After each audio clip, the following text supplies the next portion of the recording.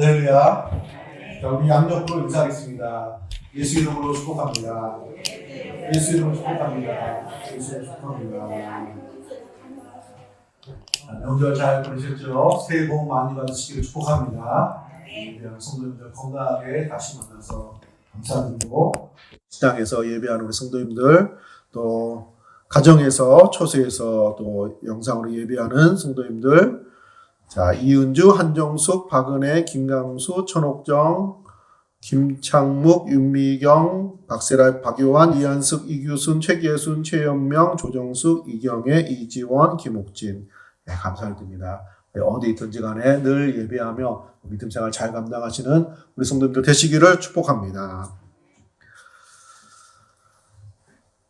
자, 그 소크라테스, 나우나가 테스형이라는 노래 불러서 유명해진 소크라테스, 철학자의 부인이 있는데, 이 부인은 되게 좀 악처로 이렇게 잘 알려진 사람입니다.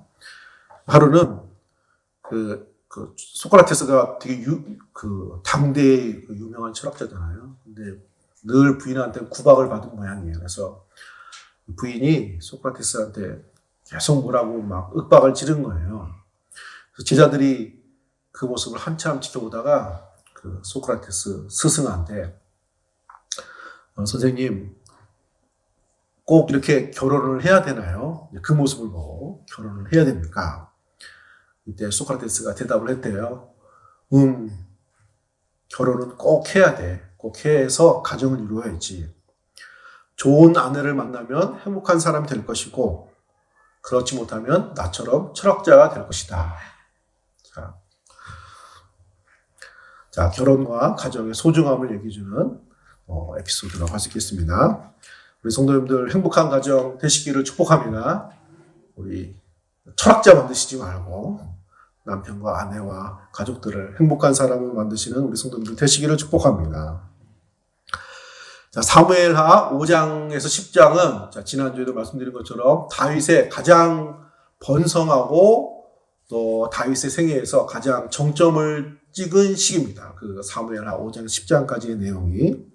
그래서 이 내용 속에서 나타난 다윗이 잘된 이유, 형통한 이유를 살펴보는 가운데 있습니다. 지난주까지 6장까지 살펴봤고, 오늘은 7장부터 10장까지의 내용 중에서 다윗이 이렇게 잘 되었던 그런 이유라든지 교훈을 함께 나누시고, 우리 성도님들에게도 가정에게도 다윗의 형통함, 다윗이 잘 되었던 신앙적으로나 여러 가지로 잘 되었던 이런 풍성한 축복의 역사가 나타나시기를 소원합니다. 자, 다윗이 잘 된 이유, 첫 번째 이유를 살펴보면 이렇습니다. 첫째, 다윗은 은혜를 기억하는 사람이었습니다. 다윗은 은혜를 기억하는 사람. 자, 오늘 말씀 보면은 다윗이 전쟁에서 어느 정도 승리를 거둔 다음에 여기 1절에 보시면 여호와께서 주의 모든 원수를 무찌르사 왕으로 궁에 평안하게 살게 하실 때, 전쟁이 마무리가 되고 영토도 확장되고 이런 때에 다윗이 선지자에게 요청을 합니다. 2절에 보시면 왕이 선지자 나단에게 이르되 볼지어다 나는 백향목 궁에 살거늘 하나님에게는 휘장 가운데 있도다. 이제 나라가 안정이 되었어요. 땅도 넓어졌어요. 다윗의 그 왕의 위세는 전무후무하게 올라갔습니다. 왕궁도 되게 훌륭하게 또 마련되었고, 그런데 이제 하나님의 그 성전은 솔로몬 성전 이전까지는 그 성막이라고 해가지고 텐트처럼 되어 있거든요. 텐트. 그러니까 보기에 이런 휘장으로 천으로 되어 있는 이런 곳에 하나님의 성전이 이렇게 있다는 것이 또 죄송한 마음도 들고 또 받은 은혜가 크기 때문에 내가 백향목과 같은 좋은 재료로 하나님의 성전을 짓고 싶습니다. 선지자에게 요청을 했습니다. 자, 이것을 통해서 볼 때 다윗이 그동안 자기가 이렇게까지 성공하고 승리하고 이뤘던 모든 업적 배후에 하나님의 역사가 있음을, 하나님의 은혜가 있음을 좀 기억하고 또 감사하는 그 모습을 살펴볼 수가 있습니다. 자, 여기 7장에만 그렇게 나온 것이 아니라 또 9장에도 보시면 9장에 그 요나단의 그 자손에게 은혜를 베풉니다. 9장 1절 보시면 사울의 집에 아직도 남은 사람 있느냐? 내가 요나단으로 말미암아 그 사람에게 은총을 베풀리라. 7절에도 내 아버지 요나단으로 말미암아 내게 은총을 베풀리라. 내가 내 할아버지 사울의 모든 밭을 다 내게 도로 주겠고. 사울 왕과 요나단 왕자가 죽었는데 그 후손인 그 무비보셋을 찾아서 보살펴주고 재산을 다시 돌려주고 그 사울 왕에게는 어려움을 겪고 핍박을 받았지만 그 아들 요나단이 다윗을 많이 도와줬거든요. 그래서 그 은혜가 생각나가지고 사울 왕과 요나단은 이미 전사를 했기 때문에 남은 후손인 그 무비보셋을 찾아서 그에게 이제 후히 그 은혜를 베푸는 다윗의 모습이 나와 있습니다. 자, 보통 그 세상 역사에서 왕이 되면은 왕과 대척점에 있었던 세력은 다 제거를 합니다. 그래야 이제 왕권이 강화되기 때문에 살려두질 않아요. 그런데 다윗은 그렇게 복수하고 사실 애매하게 핍박을 많이 받았지만 그 원수 갚지 않고 오히려 자기가 받은 은혜를 기억해서 요나단의 그 후손을 잘 후히 대접하는 모습이 9장에 나옵니다. 또 10장에도 보면은 암몬 자손과 그 전쟁이 나오는데 처음부터 전쟁을 하려고 했던 것이 아닙니다. 그 사무엘하 10장 그 1절 2절에 보시면 다윗이 이르되 내가 나하스의 아들 하눌에게 은총을 베풀되 그의 아버지 내게 은총을 베푼 것 같이 하리라 하고. 자, 암몬과 이스라엘은 약간 원수지간이었어요. 사울 왕 때 암몬과 전쟁을 많이 했었거든요. 자, 그런데 그 암몬 왕이 사울 왕이 다윗 왕을 죽이려고 하고 핍박하는 것을 보고 아마 그 적의 적은 친구란 말이 있잖아요. 그래서 그랬는지 모르겠지만 다윗을 도와줬어요. 이 암몬 왕이. 그래서 다윗이 왕이 된 다음에 비록 국가적으로는 이스라엘과 암몬이 그 대결 구도에 있지만 그동안 자기가 그 어려울 때 받은 그 은혜가 생각이 나서 그 왕이 죽었을 때 조문을 보냅니다. 그래서 내가 받은 은혜가 컸습니다 하고 이렇게 그 암몬이라는 나라하고 싸우지 않고 평화롭게 이렇게 좋은 관계를 맺으려고 했어요. 비록 이게 이제 그 암몬 그 왕의 아들이 그것을 틀고 시비를 걸어서 전쟁이 나가지고 결국 승리하게 되었지만 다윗은 그 받은 은혜가 있어서 그 은혜를 기억하고 그 은혜를 좀 베푸는 감사를 하는 이런 모습이 나와 있습니다. 그러니까 7장도 8장에서도 9장에서도 10장에서 보면은 다윗의 그 행적에는 힘을 얻고 세력 얻으면 그동안 나 힘들게 했던 사람 다 찾아내가지고 갚아주고 혼내주고 보통 왕들이 그 일 많이 하거든요. 근데 그런 모습이 없고 오히려 어려운 시절에 자기를 돌봐줬던 많은 사람들 특별히 그동안에 자기를 여기까지 인도하신 하나님의 은혜 하나님께는 성전을 지어드리고 싶어하고 또 그동안 도와줬던 사람들 다 수소문해서 그 사람들에게 또 감사의 인사를 하는 이런 다윗의 모습을 볼 수가 있는 것입니다. 자, 이것은 다윗이 세상을 어떤 모습으로 살았는지를 보여주는 그 모습입니다. 은혜를 기억하고 또 힘들고 좀 안 좋은 일은 다 잊어버리고 흘려보내고 이런 다윗의 모습을 볼 수가 있습니다. 성경에 보면 다윗이 뭐 원수 같고 복수하고 이런 거 없잖아요. 되게 많이 당하긴 당했어도 늘 은혜를 기억하는 다윗의 모습이 나와 있는 것입니다. 사랑하는 성도님들, 늘 은혜를 기억하시는 우리 성도님들 되시기를 축복합니다. 다윗이 잘 되었던 이유예요. 자, 바둑 기사들이 그 프로 기사들 말이에요. 그 대국이 끝난 다음에 경기가 끝난 다음에 그 바둑돌을 다시 이렇게 하나하나 다시 그 복습을 합니다. 이걸 복기라고 하거든요. 복기. 자, 그럼 바둑 그 돌이 한두 개가 아니잖아요. 400개 된대요. 평상시에 이 게임의 그 대국에 두는 돌이요. 그런데 끝나고 나면 그걸 다시 다 똑같이 둬요. 둬봐요.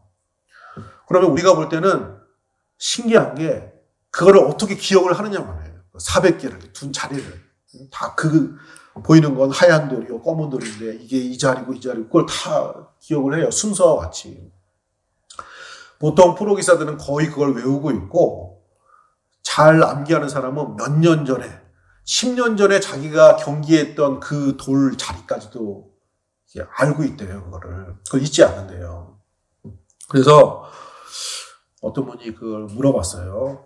그 신기하잖아요. 그래서 어떻게 그걸 다 기억을 한 수 한 수를 다 기억을 할 수가 있습니까? 그랬더니 대구를 할 때 대구 경기죠. 바둑 경기. 대구를 할 때는 그 돌 하나하나 한 수 한 수가 다 의미를 가지고 있기 때문에 가능하다는 거예요. 그러니까 한 점 한 점이 무의미하지 않고 이게 여기 두었을 때 저기 두었을 때 이런 차이가 발생하는 중요한 돌들이기 때문에 다 기억을 한다는 거예요. 그게 여기 있으나 없으나 하는 그런 거면 잊어버릴지 모르겠지만 하나하나가 다 그 프로 기사들한테는 소중한 돌이기 때문에 그게 다 머릿속에 생각이 난대요. 할렐루야. 그러니까 의미가 있으면 사람이 기억을 하는 거예요. 그러니까 다윗에게는 자기에게 베푼 하나님의 은혜, 또 자신의 삶 속에서 도움을 준 많은 그런 은혜들이 굉장히 의미가 있는 그런 사건인 거예요.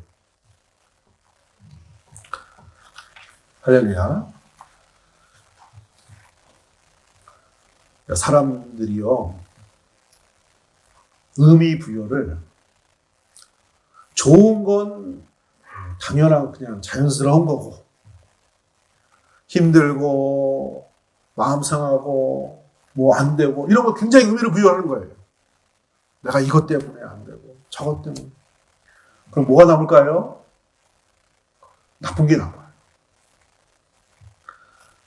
자, 은혜롭고 감사한 일을 의미를 부여하시고 기억하시는 우리 성도님들 되시길 축복합니다. 그 긍정심리학의 교수이신 탈 벤샤흐르 교수님이 건강한 인간관계를 위해서는 상대방의 장점을 최대한 발견하려고 노력을 하라. 그런 권면을 하셨어요. 사람마다 다 장점이 있고 단점이 있는데 그 장점을 발견하려고 하고 그 장점에 의미를 부여하라는 거예요. 그러면 그 사람이 다르게 보이고 나중에는 단점도 좋게 보인대요. 장점 안에서 단점이 보인다는 거예요. 그러면 이 관계들이 다 좋은 관계가 되어진다는 것입니다.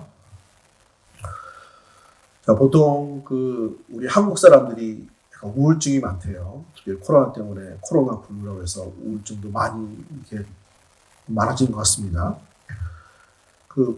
전문가들이 좀 우울하십니까? 우울증을 갖고 계십니까? 물어보면 사람들이 아니다라고 대답한대요. 아니요, 별로 그렇지 않습니다. 그러면 비슷한 것을 질문을 바꿔서 질문한대요. 어떻게 하냐면은 요사의 성격이 좀 예민해지셨습니까? 성도님들 성격 좀 예민해지셨나요? 예민해지셨습니까? 물어봤을 때 조금 요새 좀 성격이 좀 예민해졌습니다.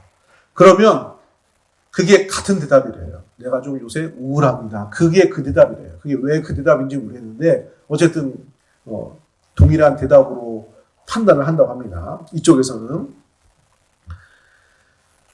자, 예민하면은 어떤 좋은 거, 안 좋은 거, 사소한 거 이런 것까지 다 어떻게 하는 거죠? 다 무게를 두는 거예요. 다 의미를 부여하는 거예요. 그러면은 이게 다 스트레스가 돼요. 화가 돼요. 특히 우리 한국 사람은 그게 표현을 잘 안 하기 때문에 이게 나중에 몸이 아픈데요. 마음이 우울한 게 아니라 몸이 먼저 아픈데요. 그래서 이런 예민함을 좀 무디게 좀 흘려보내고 좀 내어놓고 의미를 부여하려면 좀 좋은 것들, 장점들, 하나님께서 주신 우리에게 주신 축복들, 은혜들. 할렐루야. 우리 건강하게 예비할 수 있는 것. 명절날 서로 건강한 모습으로 서로 볼 수 있는 것. 또 이런 좀 제약이지만 신앙생활 할 수 있는 것. 자, 때로는 우리 원하는 만큼은 아니지만 또 하나님께서 남다르게 우리에게 축복해 주시고 은혜 주신 것. 할렐루야. 자, 이런 것들에 의미를 부여하는 거예요. 자, 그러면 많이 개선이 되는 것이죠. 사랑하는 성도님들, 하나님과 관계도 유사합니다. 다윗이라고 늘 하나님께 감사한 것만 있겠어요? 왕이 된다고 기름 부음을 받고 나서 거의 15년 동안 고생만 했어요. 전쟁과 사울왕을 피해서 10년을 도망 다녔죠. 왕이 된다부터요, 거의 다윗의 인생의 절반은 전쟁터예요. 힘든 것도 많고 어려운 것도 많고 사람인데 원망하고 이런 없겠습니까? 그런데 하나님께서 주신 은혜를 기억하고 그 은혜를 의미를 부여하고 그 은혜 가운데 감사함으로 삶을 감당했던 것이 다윗의 모습이었습니다. 자, 이렇게 은혜를 소중히 여기고 그 은혜를 기억하는 다윗에게 하나님께서 더 남다르게 축복해 주신 줄로 믿습니다. 사랑하는 성도님들, 은혜를 기억하는 다윗의 모습을 기억하시고 늘 우리에게 감사하고 은혜롭고 하나님 앞에서나 우리 사람들 사이에서나 또 가족 관계에서나 또 마음에 안 들고 좀 이런 것도 있잖아요. 하지만 감사한 건 더 많잖아요. 좋은 거, 감사한 거, 이런 것을 더 의미를 부여해서 내 마음속에, 내 생각 속에 좋은 것들이 더 많이 기억이 되어서 늘 감사가 넘치고 은혜가 넘치고 하나님 앞에서도 은혜가 넘치고 그래서 풍성한 다윗처럼 형통한 생활, 풍성한 생활 되시기를 축복합니다. 자, 두 번째로 다윗이 잘 된 이유, 두 번째 이유는 하나님이 만드시는 사람이었습니다. 하나님이 만드시는 사람. 자, 이게 어떤 의미인지 말씀을 보면서 살펴보겠습니다. 자, 다윗이 성전을 짓고 싶었어요. 그래서 나단 선지에 찾아가서 제가 성전을 지어도 될까요? 제가 전쟁에 승리해가지고 전리품도 풍성하고 땅도 넓어졌고 여유가 있습니다. 할 수 있습니다. 그러니까 선지자 나단이 밤새도록 기도해서 하나님으로부터 응답을 받고 그 얘기를 해주는 내용이 5절 이하에 나옵니다. 자, 5절에 보시면 5절에 가서 내 종 다윗에게 말하기를 여호와께서 이와 같이 말씀하시되 내가 나를 위하여 내가 살 집을 건축하겠느냐. 하나님이 정말 기특하다. 성전을 지어라. 이렇게 말씀하실 줄 알았는데 그게 아니라 나를 위해서 집을 세우겠다고 지금 무슨 얘기하는 거야? 이런 말씀에 투거든요. 오히려 다윗이 하나님을 위해서 나를 위해서 집을 짓는 게 아니고 하나님이신 내가 하나님이 다윗을 위해서 집을 짓겠다고 말씀을 하십니다. 자, 8절에 보시면 8절 그러므로 이제 내 종 다윗에게 이와 같이 말하라. 만군의 여호와께서 이와 같이 말씀하시기를 내가 너를 목장고 양을 따르는 데에서 데려다가 내 백성 이스라엘의 주권자로 삼고 너를 양을 치는 목동에서 데려와서 이스라엘의 주인이 되게 했고 하나님이 9절에 내가 가는 모든 곳에서 내가 너와 함께해서 내 모든 원수를 내 앞에 멸하신즉 땅에서 위대한 자들의 이름같이 내 이름을 위대하게 만들어 주리라. 다윗이 왕이 되게 한 것도 하나님이시고 전쟁에서 이기게 한 것도 하나님이시고 다윗의 이름을 위대하게 만드시는 분도 하나님이시라는 말씀을 하고 있습니다. 자, 이것은 다윗의 집은 다윗의 인생, 다윗의 삶을 말하는 것입니다. 다윗의 삶을 만드시는 분이 하나님이시라는 것을 지금 하나님께서 말씀을 하시는 것입니다. 할렐루야.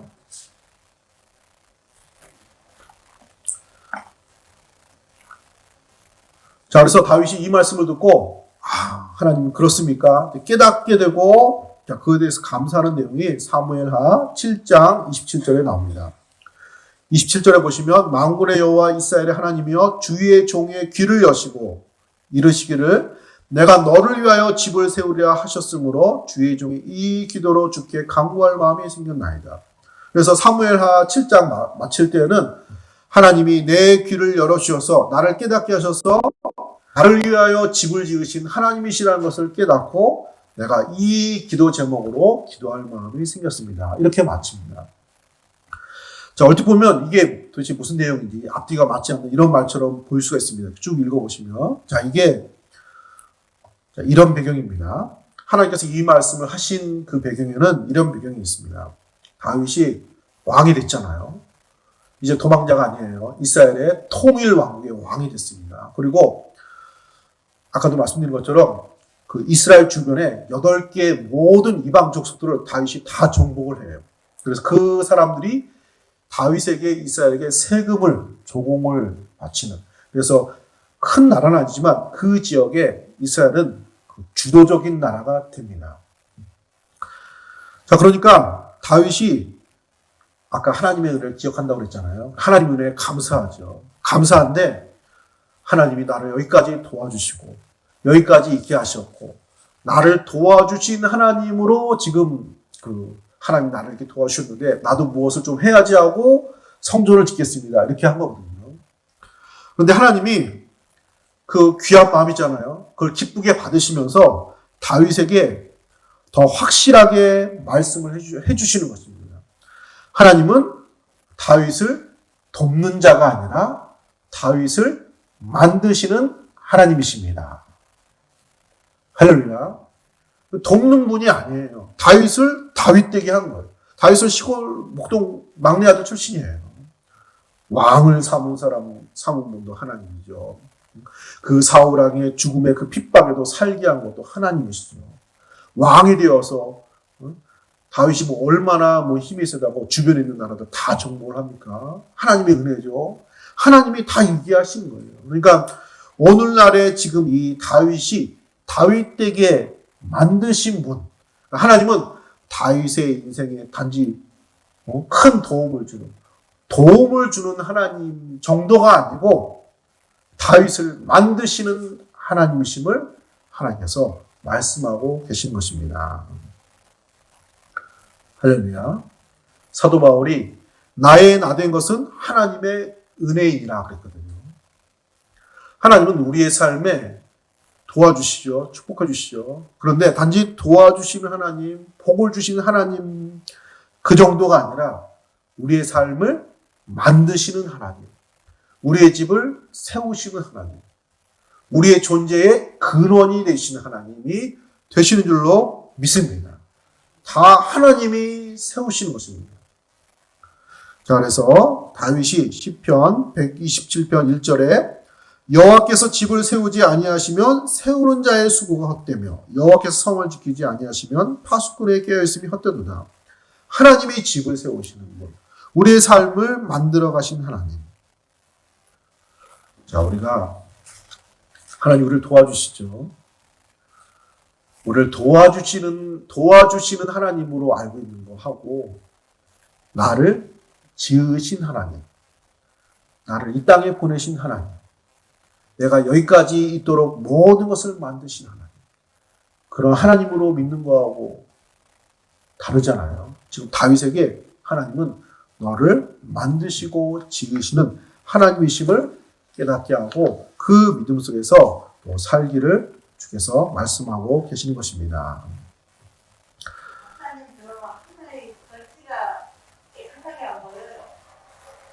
자, 권사님 죄송합니다. 저희 교회 시스템상 이게 최고의 글자를 좀 선명하게 방송실에서 해주시기를 바랍니다.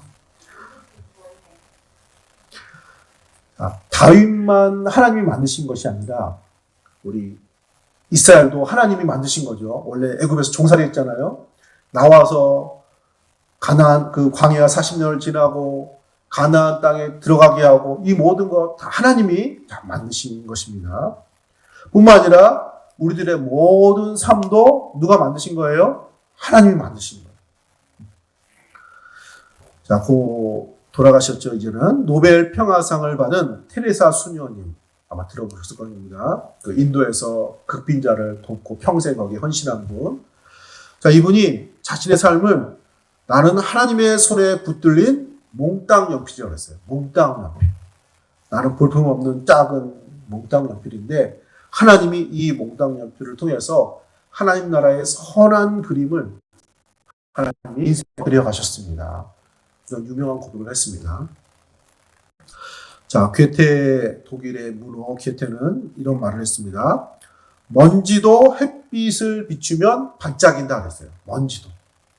보잘것없는 먼지도 햇빛을 쬐으면 반짝반짝 보석처럼 빛난다는 것이죠.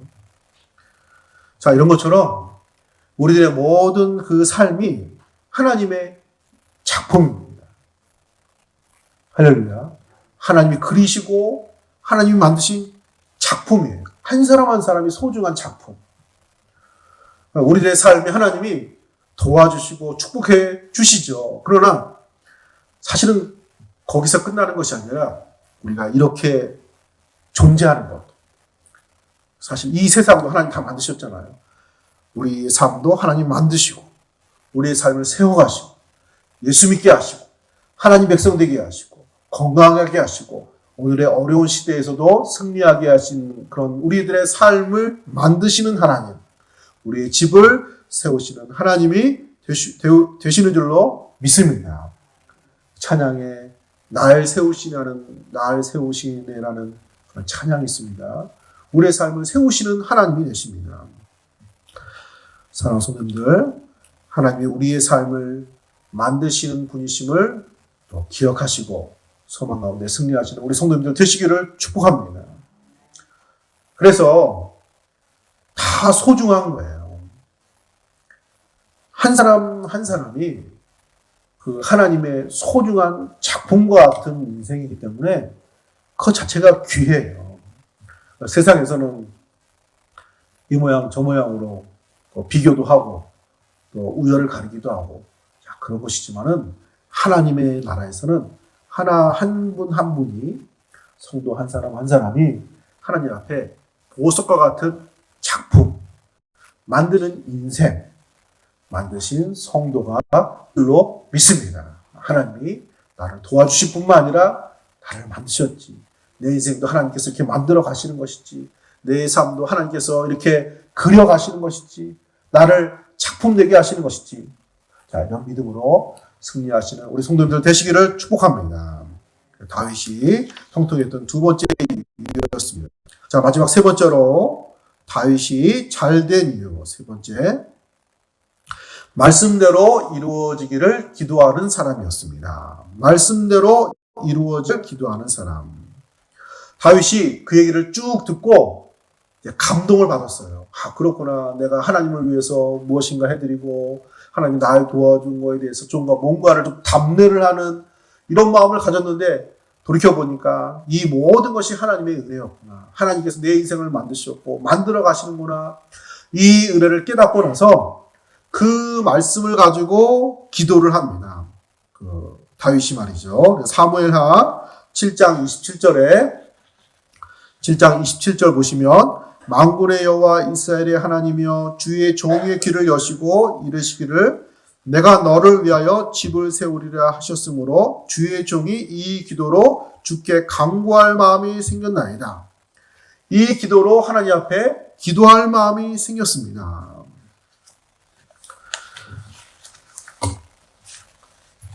자, 다윗이 하나님께서 말씀하시면 아멘 그렇게 될 줄로 믿습니다. 그걸로 끝나지 않고 그것을 가지고 다윗은 기도 제목 삼아서 또 기도를 합니다.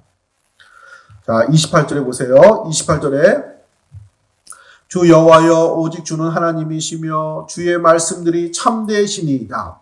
주께서 이 좋은 것을 주의 종에게 말씀하셨사오니 내게 이런 말씀을 귀한 말씀을 깨닫게 하셨사오니 29절에 이제 청하건대 종의 집에 복을 주사 주 앞에 영원히 있게 하옵소서. 주 여호와께서 말씀하셨사오니 주의 종의 집이 영원히 복을 받게 하옵소서 하니라. 아멘. 자, 이 말씀대로 되기를 축복합니다. 그래서 하나님께서 나의 집을, 내 인생을 이렇게 훌륭하게 만들어 주셨는데 이제는 영원히, 자, 이 말은 내 자녀들도 내 후손들도 나와 같이 되기를 원합니다. 이런 기도예요. 또 실제로 하나님께서 내 후손이 왕에서 끊어지지 않는 약속을 하시거든요. 그래서 왕은 다윗의 후손에서 나오게 하셨어요. 그 약속대로. 그래서 예수님이 다윗의 후손으로 오시게 되었습니다. 자, 하나님 말씀은 진리이기 때문에 우리가 기도를 하면 그 말씀대로 이루어지고 좀 기도를 좀 안 하면 그 말씀대로 약속을 취소하고, 자, 그러신 분은 아니죠. 자, 그렇지만 하나님은 그럼에도 불구하고 우리에게 하신 말씀들, 이 약속들을 붙들고 기도하는 모든 기도의 응답으로 더 풍성하게, 더 넘치도록 역사하시는 하나님이 되실 줄로 믿습니다. 명절 때 가족들을 만나셨죠? 우리 자녀들, 손주들 보면 귀엽고 이쁘시죠? 할렐루야. 우리 애들이 세 자녀가 어릴 때 그렇게 아빠한테 안겼어요. 물론 지금은 안 그래요. 지금은 안 그런데, 그래서 누가 보면은 마치 아빠가 한 달 만에, 몇 달 만에 온 사람처럼 그렇게 아빠 보면 반갑게 안기고, 자, 이런 모습이었습니다. 쉴 때 집에 있으면은 애들이 돌아가면서 제 무릎에 앉아요. 놀다가도 한 번씩 와요. 할렐루야. 그랬습니다. 어쨌든. 그러면, 안 그래도 이쁘죠. 꼬맹인데 왜 안 이뻐요? 그렇게 안 해도 이뻐요. 안 해도. 그렇죠? 그냥 자기네끼리 놀아도 보는 것만 해도 이뻐요. 그런데 와서 안기고, 무릎에 안고, 시간 지나면 아빠가 집에 있는지 확인하려고 그러는지 와서 또 안기고, 무릎에 안고, 장난치고. 그러면, 어때요? 더 이뻐요, 더. 아주 그냥 이뻐 죽겠어요, 아주. 그때 그랬어요. 자, 하나님과 관계도 그래요. 우리 기도했잖아요. 또 기도하고. 하나님 만났잖아요. 예배했잖아요. 또 찾아가고, 또 기도하고. 그럼 하나님이 우리를 귀찮아하실까요? 안 그래도 사랑하고, 안 그래도 축복하고, 안 그래도 귀엽고 이쁜데 더 사랑스럽고, 더 잘해주고 싶고, 더 풍성한 은혜의 하나님으로 우리에게 나타나실 줄로 믿습니다. 다윗이 그런 사람이었어요. 이게 맞는 설명인지 모르겠는데 다윗이 그런 사람이었어요. 누구보다도 기도를 많이 해요. 하나님이 안 그래도 축복해 주시고 다윗의 인생 가운데 크게 역사하셨어요.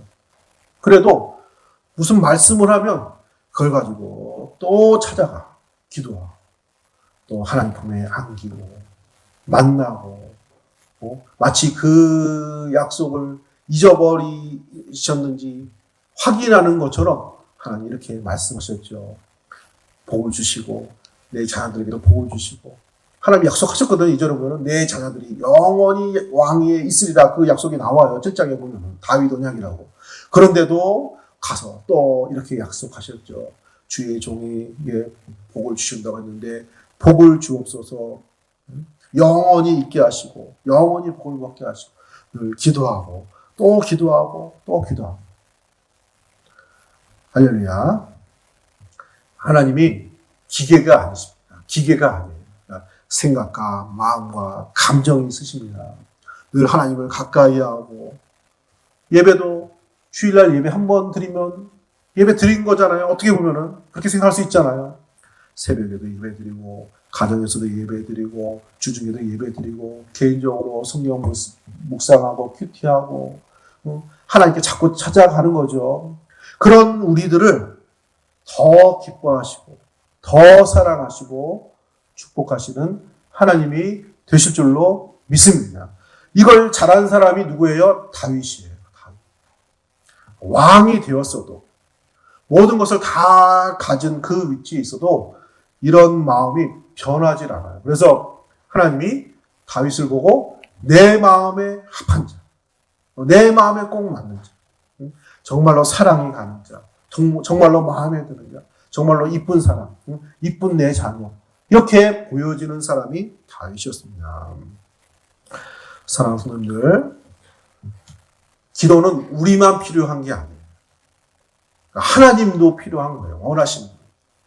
애들이 부모한테 이거 사주세요, 뭐 달라고 뭐 필요해서 찾잖아요. 애만 필요한 게 아니에요. 부모도 필요해요. 와서 달라고 그러고 찾고 안기고, 이거 자체가 기쁨이고 행복이고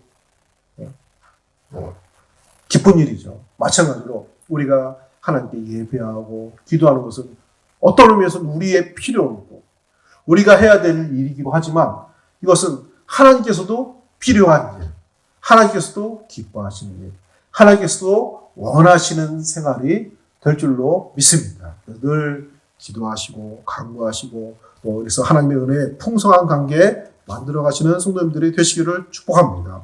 그래서 하나님이 이런 다윗의 기도에 응답하셔가지고 사무엘하 8장 6절 14절에 보면은 6절에도 보면은 사무엘하 8장 6절에 어디로 가든지 여호와께서 이기게 하시더라. 8장 14절에도 다윗의 종이 되니라 다윗이 어디로 가든지 여호와께서 이기게 하셨더라. 얼마나 다윗이 이뻐 보이고 하나님 입장에서 좋으시겠어요. 그러니까 싸우면 무조건 이기게 해요. 그러니까 다윗이 원했던 전쟁이 아니라고 할지라도 일단은 전쟁이 나면 하나님이 다윗 편을 들어주시고 다윗을 축복하시는 장면들이 나오게 됩니다. 사랑하는 성도님들, 우리 성도님들의 생활에 다윗에게 임했던 이런 축복, 형통함이 나타나시기를 축복합니다. 자, 말씀을 정리하고 마치겠습니다. 다윗이 잘 되었던 이유를 한번 생각해 보시기 바랍니다. 늘 은혜를 기억하고 의미를 부여하고 간직했던 사람, 그것이 다윗이었습니다. 자신의 삶이 내가 만들어가는 것이 아니라 하나님이 만들어간다는 사실을 깨닫고 믿었던 사람, 그 사람이 다윗입니다. 하나님이 약속하시고 말씀하시면 그 말씀과 약속으로 끝나지 않고 그것을 기도 제목 가지고 끊임없이 기도하는 사람이 다윗이었습니다. 오늘 우리 대중교회에 속한 우리 성도님들에게도 이런 다윗과 같은 모습이 만들어져서 다윗에게 임했던 이런 축복과 형통함과 풍성함이 나타나시기를 예수님의 이름으로 기도합니다. 자, 기도하겠습니다. 하나님, 은혜를 주심으로 감사드립니다. 하나님, 어려운 시절입니다. 그러나 어려운 중에서도 다윗되게 하셨던, 다윗을 잘되게 하시고 형통케 하셨던 하나님의 은혜가 오늘 우리 가운데도 동일하게 역사해 주실 줄로 믿습니다. 다윗의 형통한 이 모습의 교훈을 삼아서 하나님, 우리들의 모든 생활 속에도 하나님의 은혜를 기억하며 하나님은 우리를 돕는 자로 끝나는 것이 아니라 우리의 삶을 만드신 분이요, 이 세상을 만드신 분이요, 우리의 인생도 만들어 가시는 하나님 되심을 믿고 그 확신 가운데 기도 제목 삼아서 끊임없이 기도함으로 그 풍성한 관계로 하나님의 은혜와 충만한 복을 누리는 우리 모든 성도님들 다 되게 하여 주시고서 민속 구유 명절을 맞이해서 하나님 각처에 흩어졌다가 다시 예배의 자리로 만나게 하신 것 감사드립니다. 늘 예수 안에서 믿음으로 살고자 하는 모든 주의 백성들에게 다윗을 형통케 하셨던 하나님의 은혜와 축복이 늘 넘쳐나는 귀한 신앙생활 되게 하여 주옵소서. 감사드리며 거룩하신 예수님의 이름으로 감사 기도 드립니다. 아멘.